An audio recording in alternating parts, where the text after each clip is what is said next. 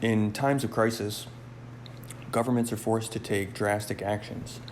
Never was this more true than throughout the 20th century, which saw two world wars followed by conflicts in Vietnam, Korea, Afghanistan, and Iraq amidst a nuclear-enabled Cold War. The U.S. came out scarred after the Great Depression and would do anything to avoid a repeat of 1929. Rather than suffer periods of abrupt deflation, the U.S. instead set off on a one-way path of currency devaluation. In 1971, Nixon closed the gold window, claiming it would only be temporary. For the first time, the U.S. was no longer willing or able to meet the requests of other countries for the redemption of dollars for gold. Instead, the U.S. proceeded to borrow more money by selling treasuries, and this has gone on for several decades. The U.S. was, after all, at the time, a global superpower with a strong economy. There were ups and downs. For example, interest rates peaked around the year 1980 and have by and large been in a secular decline ever since. The world's largest buyers of U.S. treasuries, places like China, enabled the U.S. to continue funding growth both at home and abroad. More recently, however, the largest holder of U.S. debt is its own central bank, the Federal Reserve. The gold standard was replaced by a de facto petrodollar standard in which the U.S. secured its supply of foreign oil by protecting oil producers and trade routes. The U.S. decreed that barrels of crude be priced in dollars around the world and wasn't afraid to enforce that decree by any means. Because oil had become the global energy standard, the dollar assumed the role of world reserve currency, creating a global demand for dollars, which foreign countries satisfied by selling their own exports for dollars. Being the issuer of the world reserve currency meant that the U.S. became a net importer of goods from around the world, and over time found itself in a net negative national investment position, meaning the U.S. held less assets of foreign nations than it had outstanding debt obligations to other countries. The U.S. dollar became the hardest national currency, so offshore labor could usually outcompete domestic labor when foreign economies devalued their own currencies. And this chronic trade deficit is what came to be known as Triffin's dilemma. That part's not important, it's just fun to say, Triffin's dilemma. Today's global financial system, born out of those unique historical events, is convoluted with lots of moving parts, in which luckily you don't need to be an expert in order to participate in some small way. But when we peel back the layers to get a glimpse of the goals and aims of the system, we find the answers are no less elusive. To embellish a line attributed to Henry Ford, if people knew how the financial system worked, there would be riots in the street tomorrow. The only reason we allow it to go on as normal is because it's the only thing we know. Although in reality, we're mostly not taught to examine the intricacies of money and banking. However, it's become increasingly clear that bailouts and easy money policies have undermined the very integrity of money, and that you can't always print your way out of a crisis. Christine Lagarde has said that crypto is not currency. And while I don't exactly share the sentiment, in some narrow sense, she's right. In the last chapter, where we derived the concept of money from first principles, we outlined the difference between money and currency. And really, this is just a semantic argument. The former, money, being a store of value. Currency, in Lagarde's definition, is a state-issued unit of account. She's adamant in declaring that you don't own your currency from the point of view of the state. From this, it would follow that individually, we have very few rights within the system. What we have is permission. Money, by contrast, is property you own, with the power to carry or transfer the product of your labor. The Fiat standard lost its moneyness when it abandoned the link between work and currency creation. Energy is the missing link, as it were, to what is otherwise the integrity of a sound money system. It's not hard to see how unchecked money printing would cause a moral hazard. The people with the authority to issue currency don't bear the responsibility for the long-term implications on the currency. On the contrary, borrowing is incentivized at every level, from households to nation-states. Pathologically easy money is an insatiable addiction that can be literally maddening. The saddest part is that it has allowed the funding of ceaseless war and conflict that the American people would never have permitted had we been asked to finance it directly. We all ultimately bear the cost of inflation through increased cost of living and working more hours. Enabling a drug addict is not an unfair analogy in the case of unchecked money printing. When the addict can't help itself, enabling the behavior does more harm than good. It's like feeding a zombie when we should be putting it out of its misery. The dollar has been on life support since the 2008 crisis, but no one's willing to pull the plug. Instead of wishing for a miracle to resurrect the fiat patient, perhaps it's time to begin building in a new direction. Bitcoin can be a part of that future, as I hope will become clear throughout this chapter. Anything worth having is worth working for, and work requires the exertion of energy. It takes work to extract energy from natural resources. We spend our time and energy to earn money, and we wouldn't value a thing if it required no work to obtain. Yet, creating additional units of currency requires no work at all, and that's the fundamental issue at hand. Any third grader can see the inherent evil in such a system. So obvious it should speak for itself. But the issue of work gets erroneously entangled with concerns of environmental sustainability, which will be worth teasing apart as we go on. Because monetary policy is deliberately opaque, all we have to go on are the words and the posturing and sentiment coming from the Fed and other central banks. Being extra receptive to rhetoric, we hear things come out of the Fed like the so-called dual mandate. In the words of the Fed, the two principal objectives of the central bank are: one, to keep inflation below or to average 2%, as measured by CPI, and two, to maximize employment. On the surface, these seem like respectable goals and hardly anything deserving of harsh criticism. However, we might fairly ask why the Fed might be interested in an arbitrary value like 2% inflation, as opposed to no inflation at all. And we'll return to this momentarily. But briefly, to the second point of employment, I'm sure we would all like to enjoy gainful employment and reap the rewards to society of high productivity. But is the Fed really interested in productivity as a means of advancing civilization, or is it something else they're after? You're only employed by definition if your income is taxed and reported to the government. Whereas if you work in informal economies, you may as well be unemployed in the eyes of the government, although your actual productivity may be very high. To address the first mandate, that of inflation, what is it about 2% that makes this a worthy target and a responsible outcome?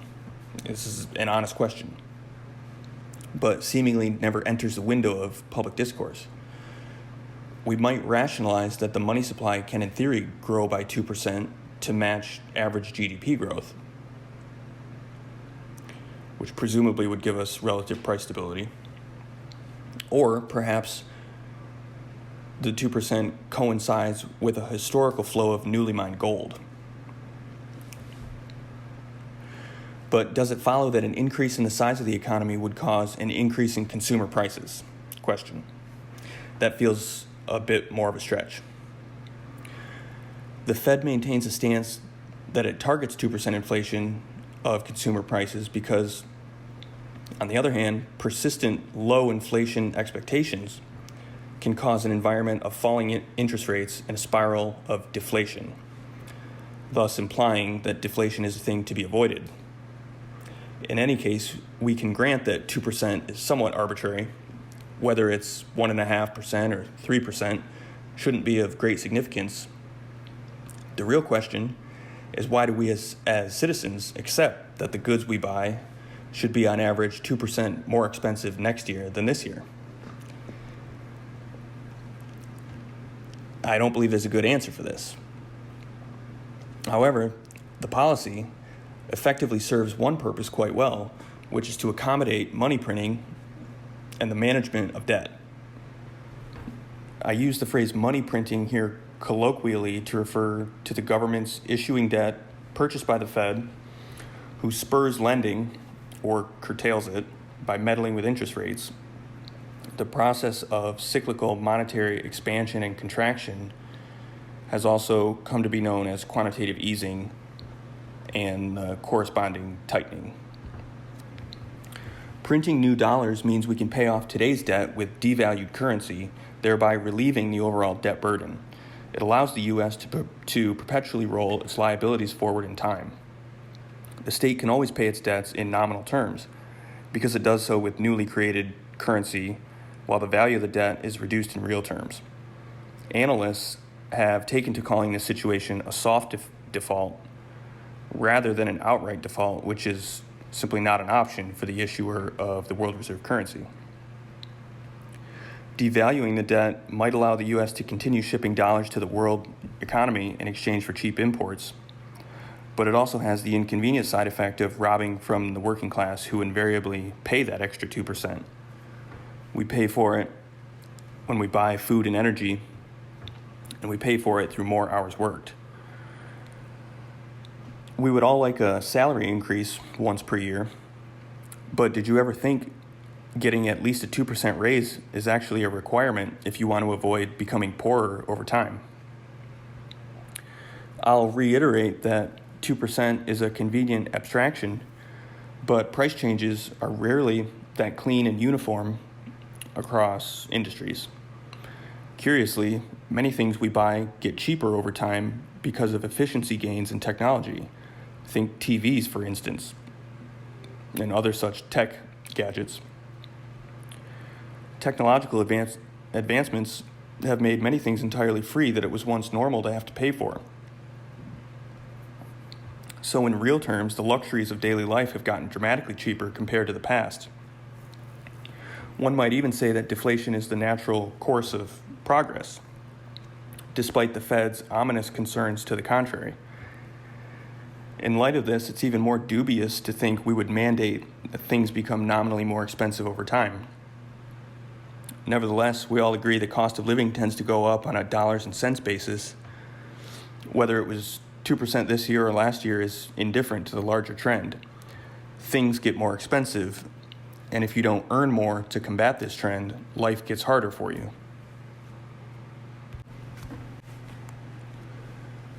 We've all heard of that magical time in the past when candy bars cost a penny or maybe a nickel. The fact that candy bars today cost 100 times that much begs the question, where did all that value go? Well, the value of the candy bar didn't change. Rather, the unit of account was devalued. All else equal, dollars become less valuable per unit when more of them enter circulation. The money supply grows, but the amount of available goods and services remains flat or grows at a slower pace, and we experience price inflation. The same phenomenon causes inflation in the price of assets like stocks and real estate. Rising home prices due to monetary easing can easily be conflated with local market conditions. So it's important to distinguish pure market forces like supply and demand from the more subtle long-term trends in monetary policy. Money managers seeking to hedge inflation help to push up asset prices, and this negatively impacts people of lesser economic resources who can't afford the same assets like homes that were available to previous generations. we end up in a debt-based economy where everyone's a borrower whose lifestyle depends on managing debt through salaries and wages. In an inflationary environment, savers are punished by hoarding cash and so are forced to speculate in risky investments to preserve purchasing power. Employment is good for all parties involved, but whether or not jobs are productive, they are good for reliably generating taxes. Income tax revenue allows governments to furnish citizens with basic services, but government spending can also get out of hand in a large country like the U.S., where many people depend on government work. Inevitably, there will be difference of opinion on how tax dollars are best spent. But in any case, more tax revenue means more government entities and larger contracts for things like defense spending. So when the Fed claims the goal is minimal inflation and low unemployment, the effect of the policy, or the dual mandate, is to achieve an imperceptible degree of wealth confiscation through inflation combined with the maximum extraction of the productivity of working families. But even tax revenue isn't enough to meet vast government budgets. The government itself borrows money by selling treasuries, ultimately financed by the Federal Reserve. So in a roundabout way, you could say government officials print their own salaries. This can potentially become a problem if a person's pay is no longer a result of real value creation, but instead derives from the productivity of others. You would think it was rational to view inflation as an increase in the money supply, but the Fed doesn't appear to be interested, at least publicly, in the total supply of money, let alone its exponential rate of change. Surely the Fed must keep some metrics on supply, and it has historically reported on what it calls M1, M2, M3, etc.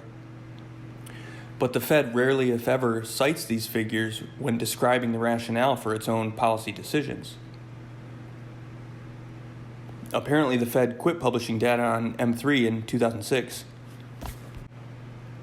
one of the broadest measures of supply, as if to say that supply need not enter the equation, and has since made similar adjustments to other supply metrics. The rhetoric is instead directed toward price stability and employment. The framing of inflation as an increase in CPI, or some variant thereof, is in effect a misdirection from the first-order definition of inflation as an increase in the money supply. Because the basket of goods and services that make up CPI is subjectively determined, the headline inflation number can be massaged to reflect a desired market sentiment. After 2020, everyday people became privy to this scheme, and one doesn't need too great an imagination to begin to link money printing to inflation in the price of goods. I've even heard politicians utter remarks like taxation is theft. These are words that in the past you might have said to your fringe libertarian buddies, but not on the floor of Congress. Perhaps the other shoe is starting to drop. Not only does the financial system lack transparency, but the destruction of savings has left the money with increasingly narrow functionality. The original appeal of savings accounts were that they paid higher interest rates, but imposed stricter limits on withdrawals and overdrafts. The idea being that savings could earn more if it was treated as slightly less liquid. But by March of 2020, interest rates had flatlined, and there was nothing to be gained by locking up money in savings accounts.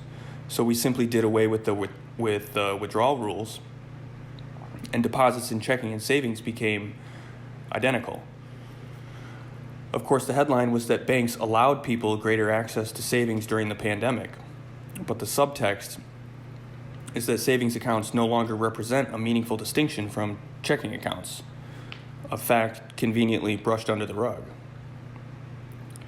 It's not a fringe idea to say dollars have lost their store of value function.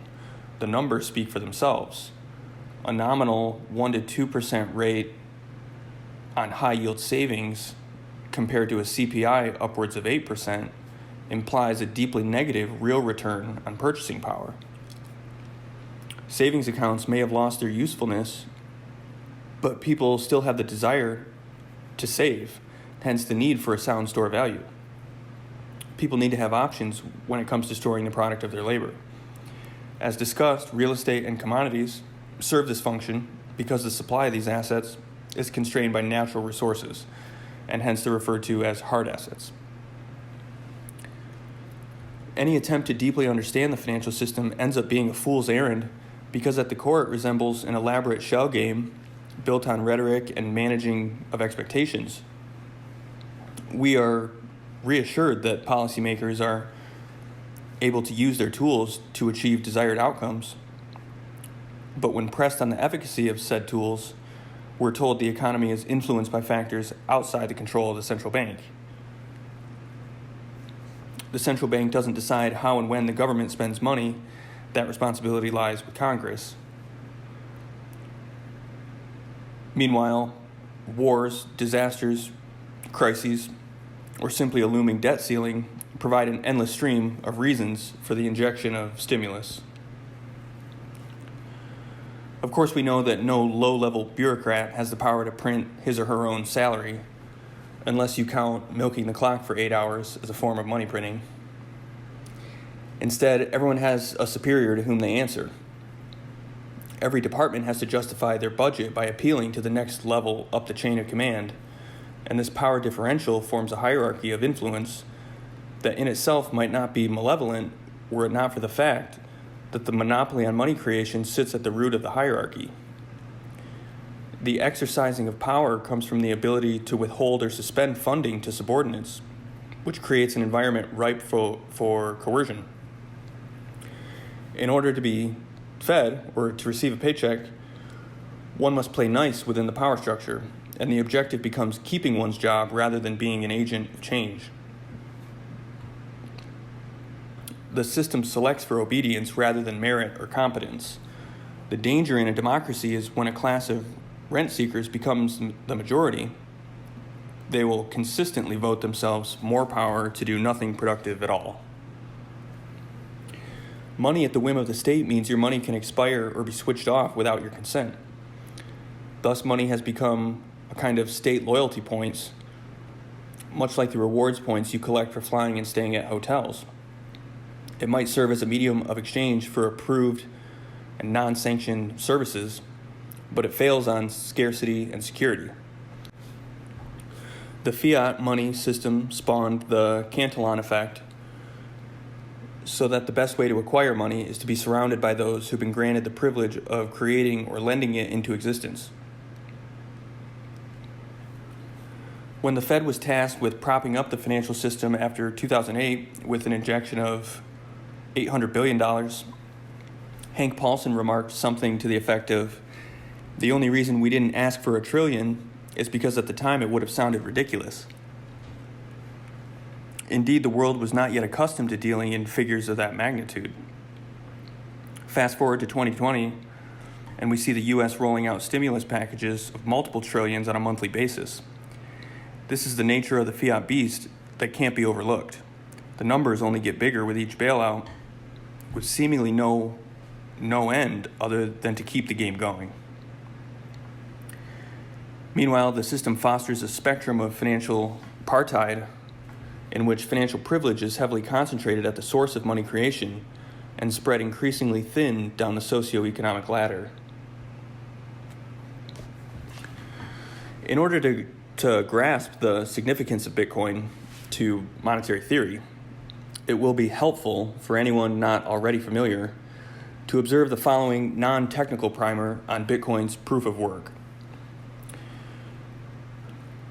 Bitcoin miners are, in a sense, data centers that deploy computing resources for a very specific purpose, namely to organize Bitcoin transactions into blocks.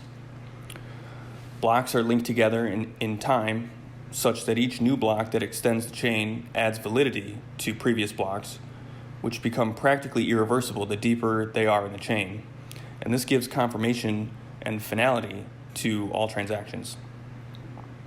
When a new block is found, the miner is rewarded with new Bitcoin plus fees, which creates competition among miners to deploy their computing resources.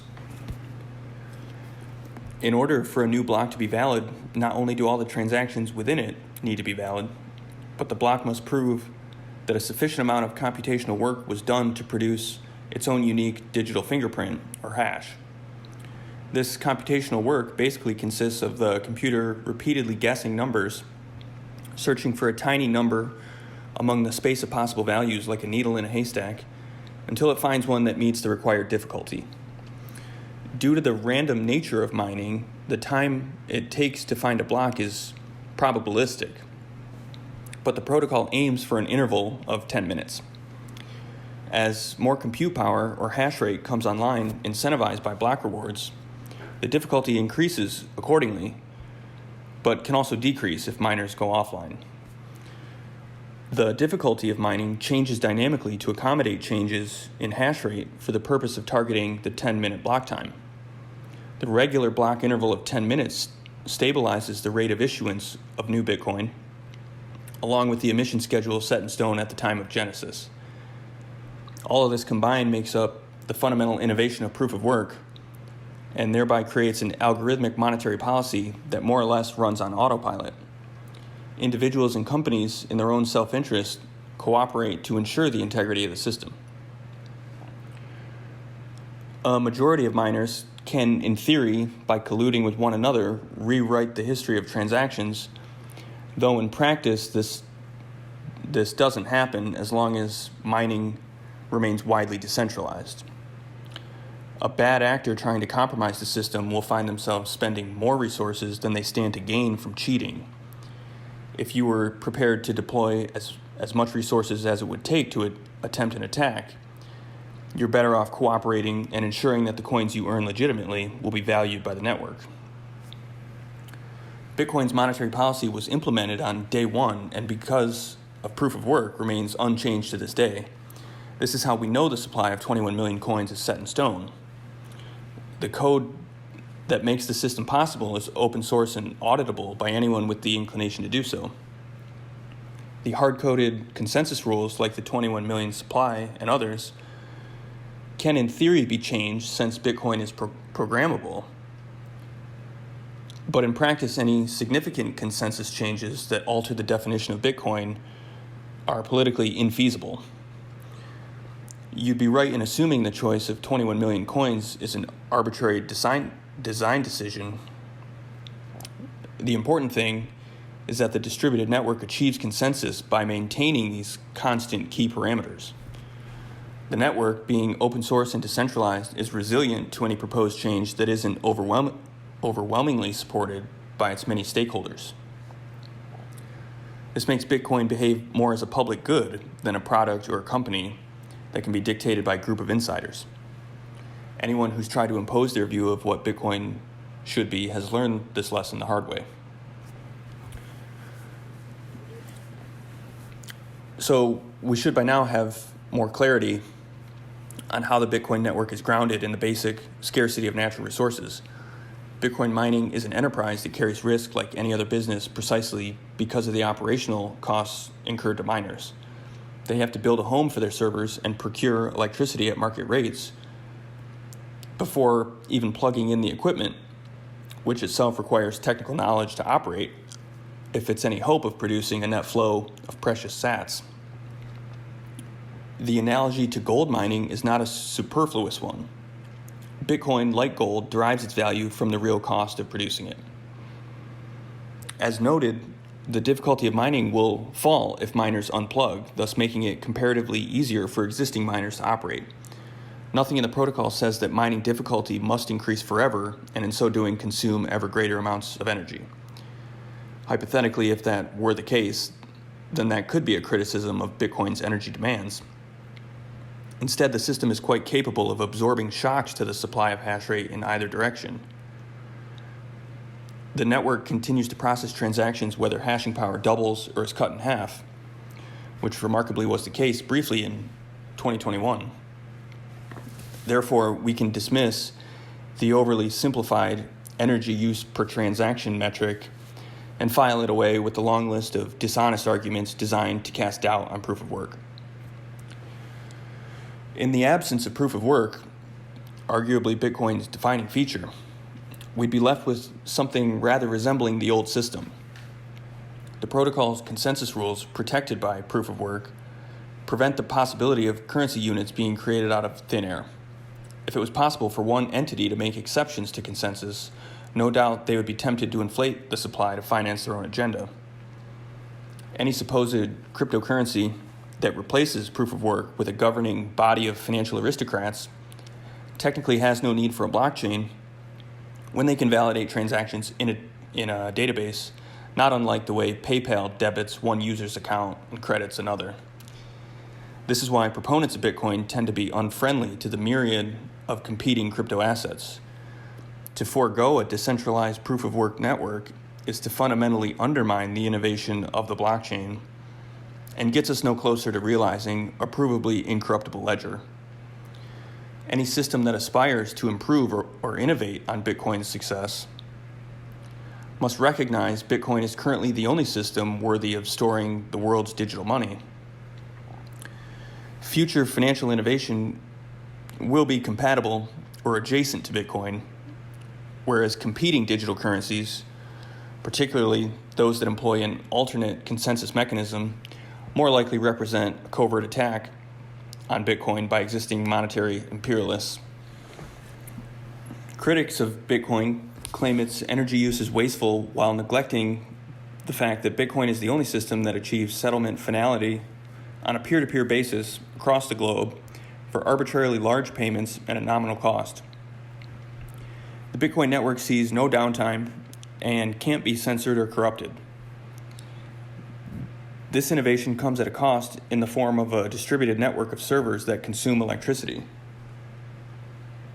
But imagine the cost of a world without Bitcoin.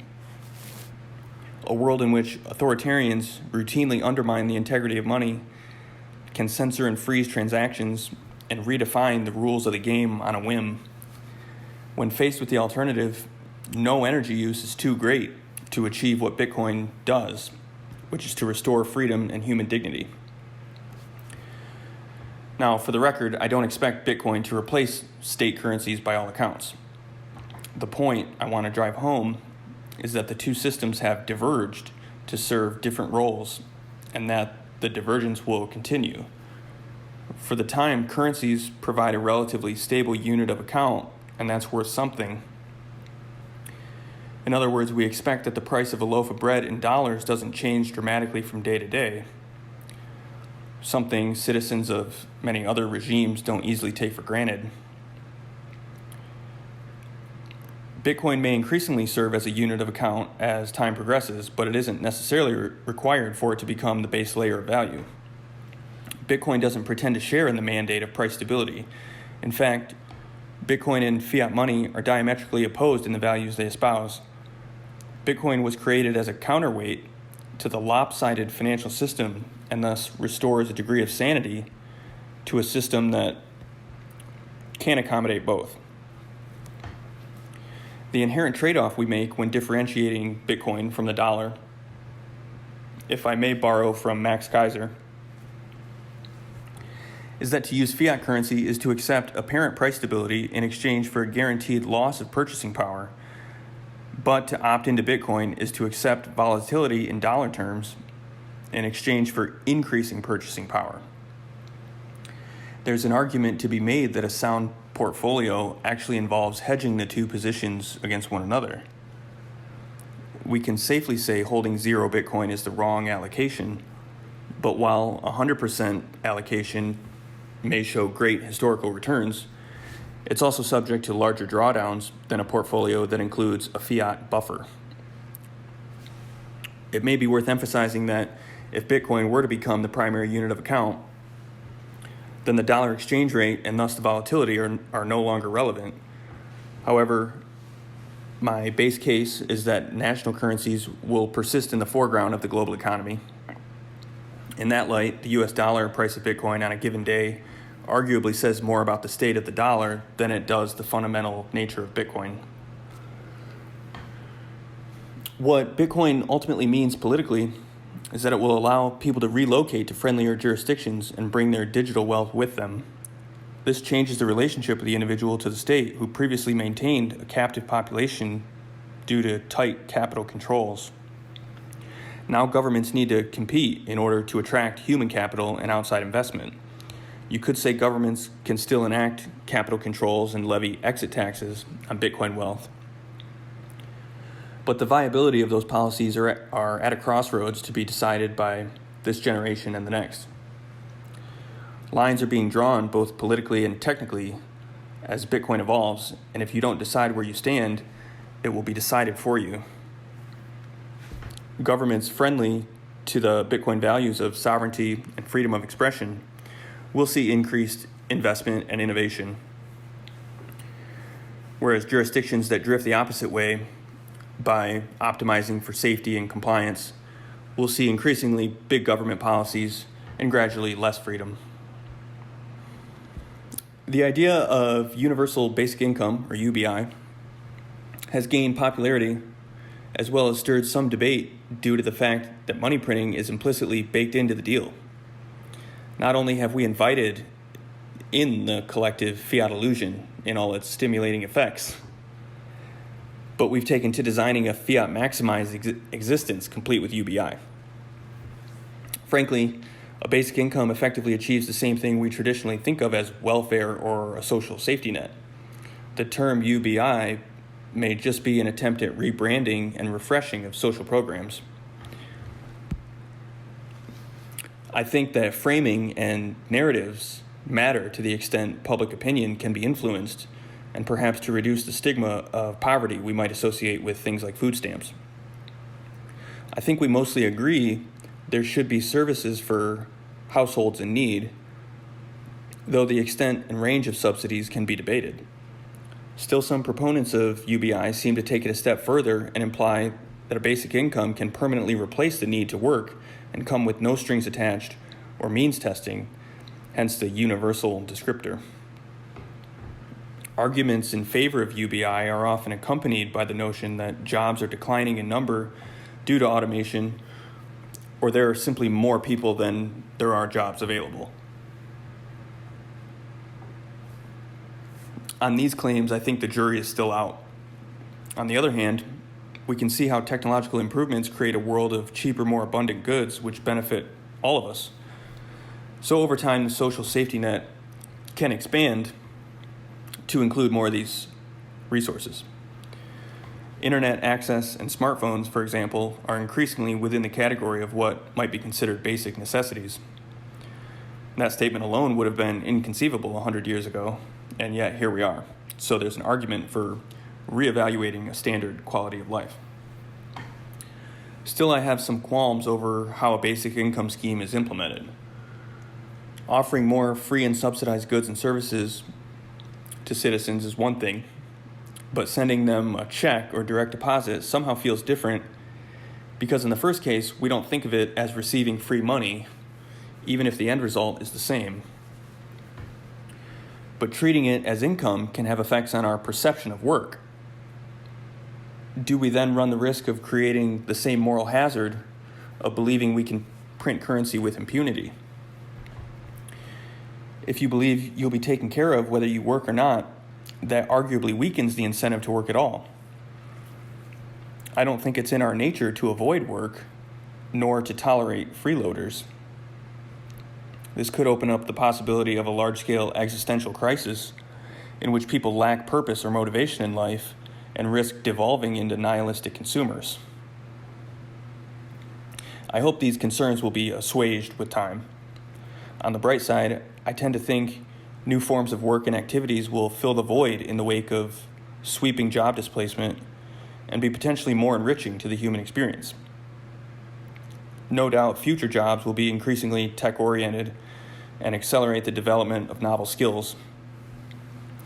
Learning to code is more than just a cliche in a world occupied by interconnected robots.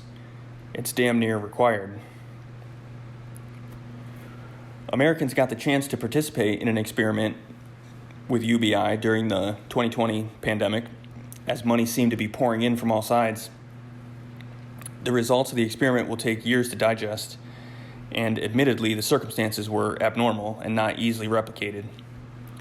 What we know is whether you earn a paycheck through a job or rely on some benefits, we all pay the same cost for goods. That is what's shown on the price tag. Whenever money is involved, we need a system of accountability to keep people honest, which necessarily implies there will be strings attached to payments we make and receive. If not, the system is vulnerable to fraud and abuse. Just like for unemployment or food stamps, you have to show a need and meet ongoing requirements to remain eligible.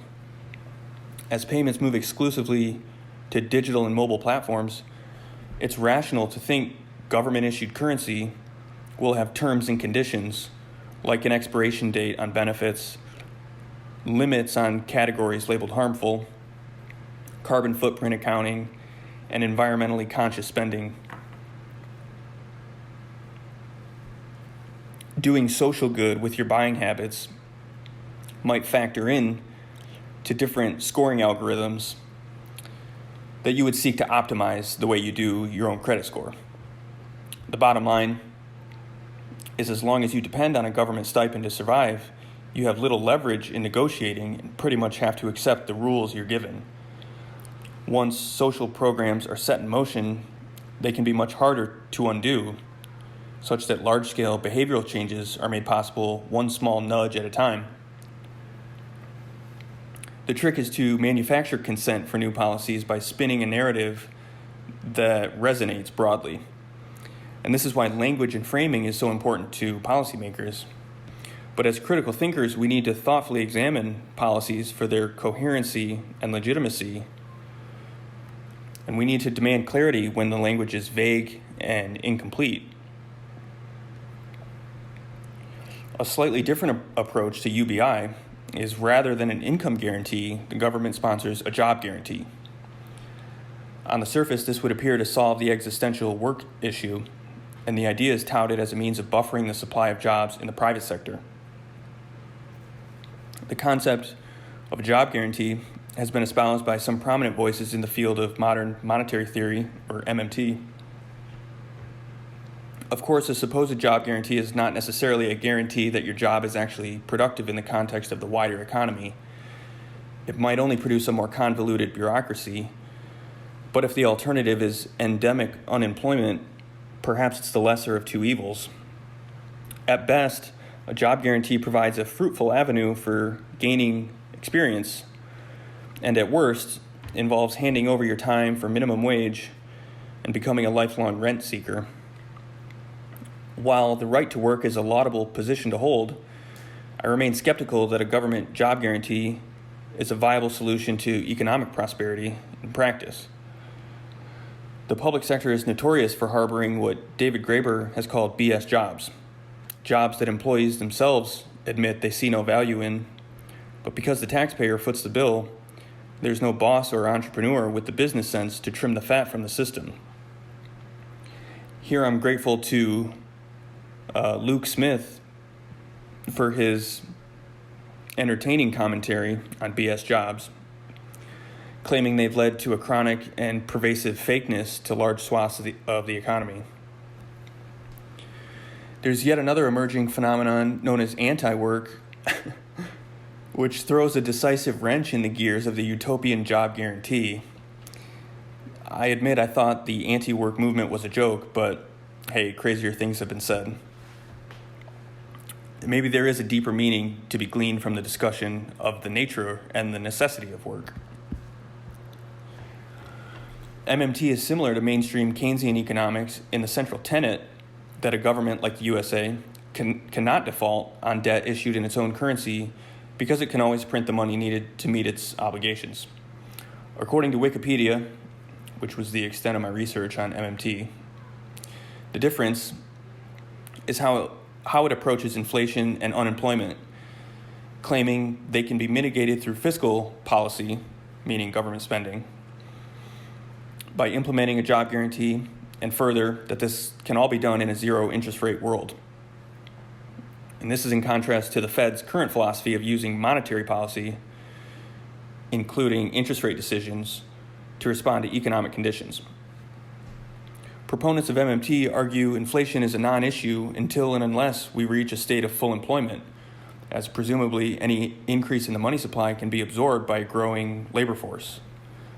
If I were to take a cynical view of MMT, it's that the concept of full employment is practically unattainable, thus justifying any amount of money printing indefinitely.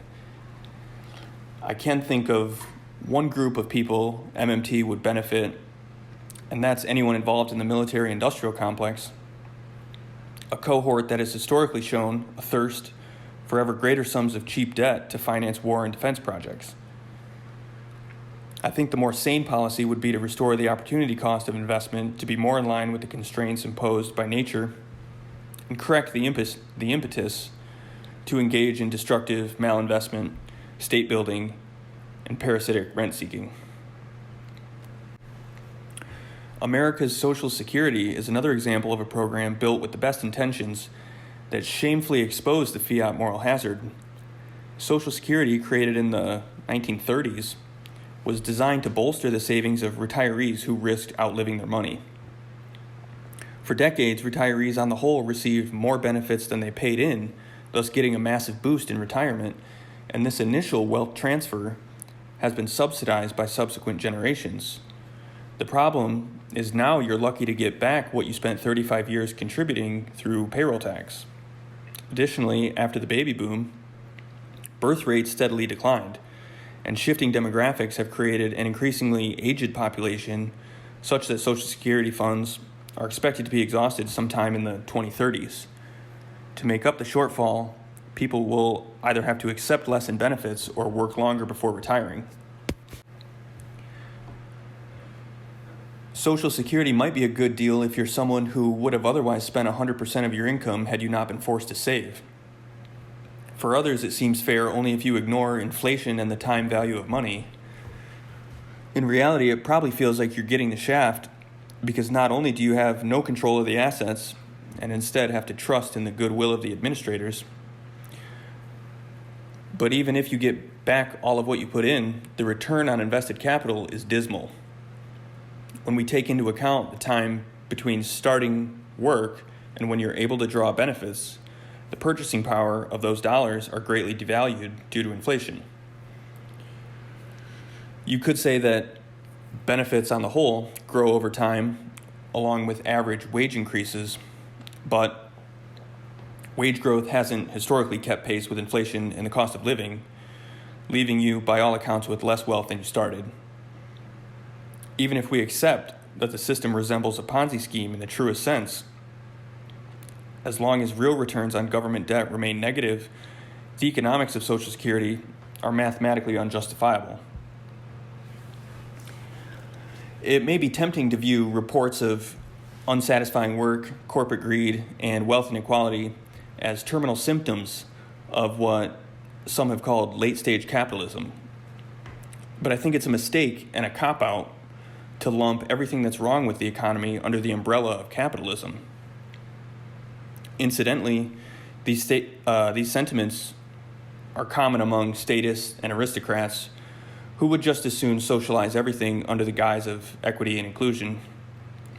But to abandon all hope of free markets is to effectively throw the baby out with the bathwater. The claim is that capitalism, left to its own devices, produces environmental degradation and massive inequality. One only need look at the shape of things now.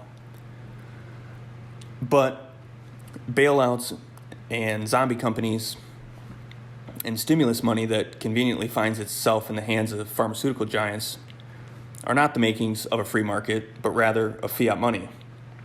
We very clearly don't live in a free market, rather one that allows companies too big to fail to accrue all the resources by writing themselves a blank check. In a free market, companies fail when they run out of money.